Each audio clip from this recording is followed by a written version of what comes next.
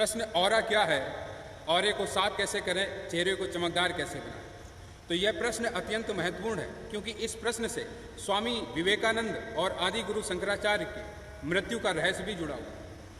तो अत्यंत महत्वपूर्ण होने के कारण इसे ध्यान से समझना, सुनना और अंत तक बने रहें।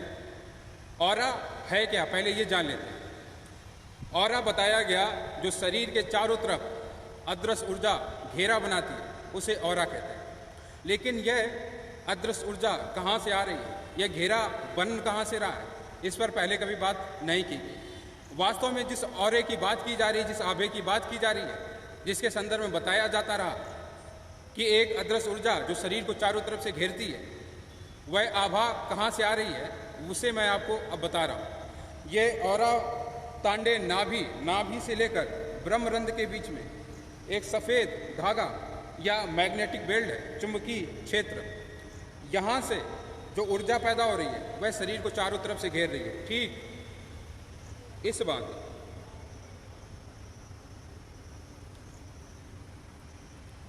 ये हो गया, यहाँ से पैदा हो रही है, इससे तांडे नाभि से ब्रह्मरंध्र से लेकर तांडेन तक जो शरीर को चारों तरफ से अदृश्य ऊर्जा घेर रही है, जिसे आभा कह रहे हैं, ऑरा कह रहे हैं, वो वास्तव में तांडेन से ब्रह्मरंध्र के बीच में जो चुंबकीय क्षेत्र है वहाँ से पैदा होती है।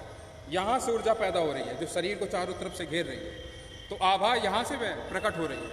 और आभा दो तरह की होती है, एक सीमित आभा, एक असीमित। सीमित आभा में शरीर का रोम रोम प्रकाश से भर जाता है, चेहरा चमकता है। जब आप संघर्ष में होते हैं कि ये बदल दूं, ऐसा कर दूं, सबको ऐसा बना दूं, दुख मिटा दूं, गरीबी मिटा दूं, सबको उपलब्ध करा दूं, तो इस तरह के जब संघर्ष में आप लिप्त हैं, क्यों ना वो स्वार्थ से परे ही संघर्ष क्यों ना हो, किसी भी तरह के संघर्ष में यदि आप लिप्त हैं तो वह ऊर्जा का जो अदृश्य घेरा है वह सीमित हो जाता है। लेकिन जो दूसरी तरह की आभा है वह असीमित आभा है। ऐसी आभा जो हजारों किलोमीटर दूर जाकर आपकी उपस्थिति को दर्ज करा सकती है। आप यहाँ बैठे बैठे हजारों किलोमीटर दूर तक मौजूद हो सकते हैं अपनी आभा के द्वारा, अपनी ऊर्जा के द्वारा। जैसे स्वामी विवेकानंद, समाधि का जो उनका पहला अनुभव था, जब समाधि लगी उनको, उस समाधि के उपरांत ही उन्होंने विचार पैदा किया कि एक व्यक्ति जो मूर्ति पूजा करता है उसे निराकार की आराधना करनी चाहिए, मूर्ति पूजा छोड़ देनी चाहिए। और वो संदेश वहाँ तक पहुँच गया। तो जो परम शांति में है उनकी आभा तो हजारों किलोमीटर दूर जाकर उनकी उपस्थिति को दर्ज कराती है। यदि वह चाहें तो किसी को भी अपनी उपस्थिति दर्ज करवा सकते हैं। जो संकीर्ण है, अपने आप में सीमित है, बड़े संघर्ष में उलझे हुए हैं, उनका ऑरा बहुत सीमित है। इसलिए उनका चेहरा तो चमक सकता है ऑरा के कारण, संघर्ष के कारण, लेकिन वह असीमित नहीं होते हैं, बहुत सीमित है संघर्ष के कारण। जो परम शांति में उसका ऑरा बहुत बृहत है। और बृहत होने के साथ साथ जब ऑरा बहुत बृहत है परम शांति में, तो चेहरा तो खिला हुआ होगा, आंखें आकर्षित होंगी, आकर्षण से भरी होंगी, लेकिन चेहरे का रंग हल्का मध्यम हो जाएगा, सांवलापन चेहरे पर आना शुरू हो जाएगा। कृष्ण की भांति पूर्ण ब्रह्म जो कृष्ण का रंग है, जो रामकृष्ण परमहंस का रंग है, उसी भांति चेहरे का रंग हल्का मध्यम पड़ने लगता है। चेहरा तो खिलता है, आंखों में आकर्षण रहता है, लेकिन रंग हल्का पड़ने लगता है। एक तो वास्तविक आभा पैदा हो रही है यहाँ से, और दूसरे जो बाबा आभा पर ज्ञान देते हैं, ऑरा पर ज्ञान देते हैं, जिनका चेहरा चमक रहा है, वास्तविकता है कि उनका ऑरे के कारण चेहरा नहीं चमक रहा है। पौष्टिक भोजन के कारण, घी दूध के कारण उनका चेहरा चमक रहा है। लाखों रुपए के वो पाउडर खाते हैं जिसके कारण उनका चेहरा चमकता है।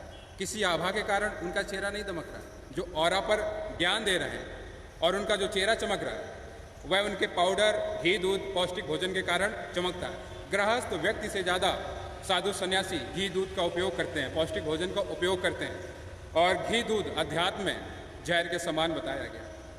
जितनी तामसिकता, जितनी बेहोशी शराब नहीं पैदा कर सकती है, उससे कई गुना ज़्यादा दूध, मलाई, घी बेहोशी, तामसिकता पैदा करती है। शराब 5-10 घंटे में बेहोशी से मुक्त हो सकते और टूट जाती है, लेकिन जो इससे बेहोशी, इससे तमस पैदा हो रही है, घी दूध से, मिठाइयों से, ये लंबे समय तक जाने वाली है, इससे मुक्त नहीं हुआ जा सकता है। और प्रत्येक बाबा जो ऑरा पर बात करते हैं, डायबिटीज, शुगर बीमारियों को लेकर बैठे हैं। 95% से ज़्यादा बाबाओं को शुगर है, और ये ऑरा पर आपको समझा रहे हैं। इनकी जो चेहरे की चमक का राज है वो लाखों रुपए के पाउडर है, अब मैं एक गहरे रहस्य से आपको परिचय करा रहा हूँ। जब मैं आपसे कह रहा हूँ कि तांडेन से ब्रह्मरंध्र के बीच में जो चुंबकीय क्षेत्र है, उसी से हवा पैदा होती है और इसी चुंबकीय क्षेत्र के कारण आप जीवित हैं। जैसे जैसे ये क्षरण होता है, नष्ट होता है, वैसे ही आप मृत्यु की ओर बढ़ना शुरू कर देते हैं। और जिस क्षण ये भौतिक और अभौतिक के बीच में संबंध स्थापित करने में नाकाम रहता है, उस क्षण आप मृत्यु को प्राप्त हो जाते हैं। स्वामी विवेकानंद की मृत्यु और आदि गुरु शंकराचार्य की मृत्यु के संदर्भ में इस आभा से गहरा रहस्य है।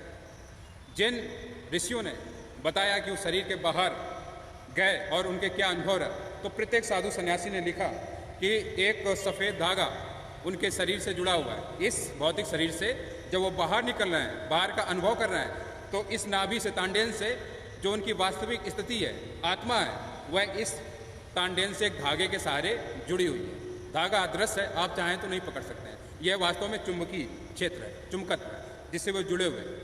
और स्वामी विवेकानंद ने शरीर के बाहर सर्वाधिक प्रयोग किए। आदि गुरु शंकराचार्य ने शरीर से सर्वाधिक बार यात्राएं की, शरीर के बाहर निकलकर बहुत यात्राएं की। इन दोनों महापुरुषों ने शरीर के बाहर सर्वाधिक प्रयोग किए।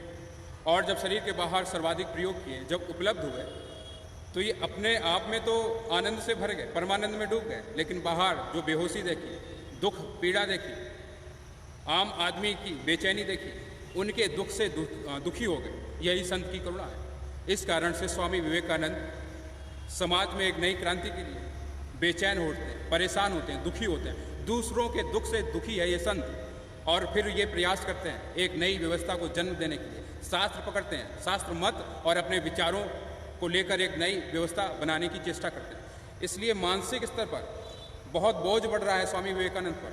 और अधिक बार शरीर के बाहर जाने के कारण चुंबकीय क्षरण भी अत्यधिक हुआ, जिस कारण से इन्हें समय के पहले शरीर खाली करने पड़े, शरीरों की मृत्यु हुई। ठीक आदि गुरु शंकराचार्य भी एक नई व्यवस्था को जन्म दे रहे हैं, एक नई विचारधारा को जन्म दे रहे हैं, जिस कारण से शरीर के बाहर बहुत सी यात्राएं की इन्होंने, जिस कारण चुंबकीय शक्ति नष्ट हुई और फिर जल्दी ही इन्हें शरीर खाली करने पड़े। जो व्यक्ति भी शरीर के बाहर सर्वाधिक यात्राएं करेगा, उसे बहुत जल्दी शरीर खाली करने पड़ेंगे। उसका कारण है चुंबकीय क्षरण। जैसे जैसे चुंबकीय शक्ति नष्ट होती है, वैसे वैसे भौतिक अभौतिक के बीच में जो संबंध स्थापित हुआ है, वह टूटने लगता है। और उसके टूटने के कारण इस शरीर की मृत्यु समय से पहले ही घट जाती है, उपलब्ध हो जाते हैं और आवश्यकता भी नहीं रहती फिर शरीर की। शरीर के परे भी काम किया जा सकता है, तो फिर वो शरीर को खाली कर ही देते हैं।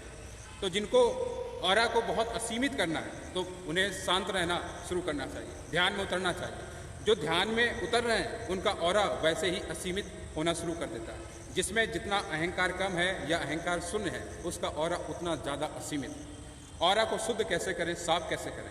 यह तो ध्यान करने वाले व्यक्तियों की बात हो गई। जो ध्यान में उतर रहे हैं, उन्हें किसी और उपाय की आवश्यकता नहीं है। जो ध्यान में नहीं उतरते हैं, ध्यान नहीं कर रहे हैं, उनके लिए दो सर्वाधिक सफल प्रयोग करने चाहिए। और उन प्रयोगों को मैं आपसे कह रहा हूँ। जो ध्यान में नहीं बैठ रहे हैं, ऐसे व्यक्ति स्नान करते समय कभी कभार नमक का प्रयोग कर सकते हैं। पानी में नमक मिला दीजिए और उसी जल से आप स्नान कीजिए। दूसरा, कुछ दिन 6 से 7 दिन अधिकतम तंत्र का प्रयोग कर सकते हैं। तंत्र का मतलब टूल्स के माध्यम से कुछ ठीक करना तंत्र है।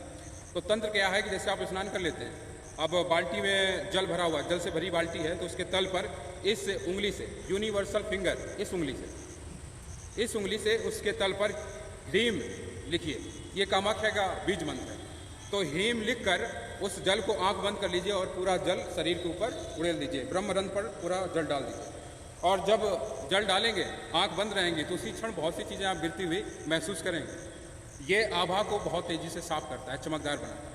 और आभा से मतलब ये बिल्कुल भी नहीं है कि शरीर आपका गोरा हो जाएगा, चेहरा सफ़ेद हो जाएगा। आभा का मतलब है चेहरा खिलेगा, आंखों में आकर्षण रहेगा, शांति रहेगी, बीमारियों से बचे रहोगे। जो बहुत परेशान है, मन जिनका बेचैन है और बीमारियों से ग्रस्त हैं, ऐसे व्यक्ति को ये 2 उपाय करके एक बार जरूर देखना चाहिए। बिना प्रयोग के मैं कुछ कहता नहीं हूँ। तो एक बार सिर्फ जल में नमक मिलाकर स्नान कीजिए और 2-3 दिन तक वो उस बीज मंत्र का, ह्रीम का जो तंत्र है, उसका प्रयोग करके देख लीजिएगा। शायद आप समझे होंगे ऑरा क्या है और उसे साफ कैसे करना है।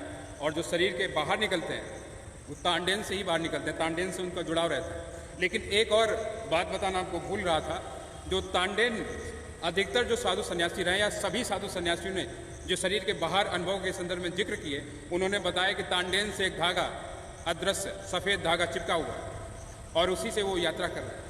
लेकिन ये वास्तविकता नहीं है।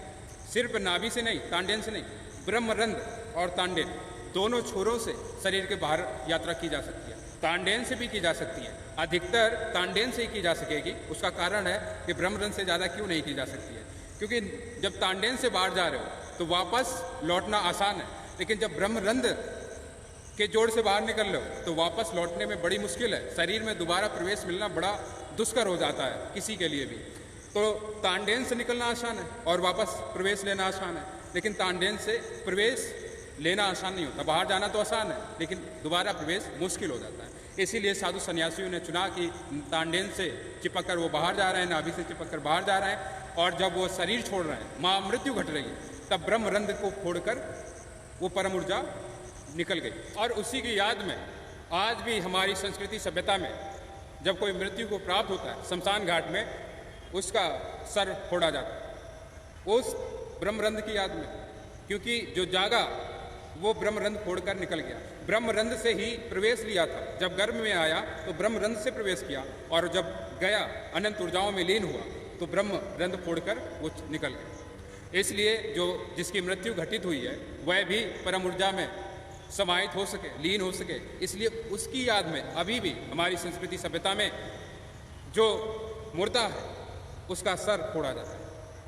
शरीर के बाहर कैसे निकल सकते हैं, उसके संदर्भ में कैसे अनुभव प्राप्त कर सकते हैं, यदि आप प्रयोग करने को राजी हो तो मैं उन रहस्यों को भी बहुत स्पष्ट तरीके से जो मैं देख रहा हूँ, जान रहा हूँ, उसे ही आपसे कहूँगा, कह सकता हूँ आपसे। थोड़ा रहस्यपूर्ण है, कहना नहीं चाहिए, लेकिन अगर आप प्रयोग करने को राजी हैं तो मैं आपसे कहने को तैयार।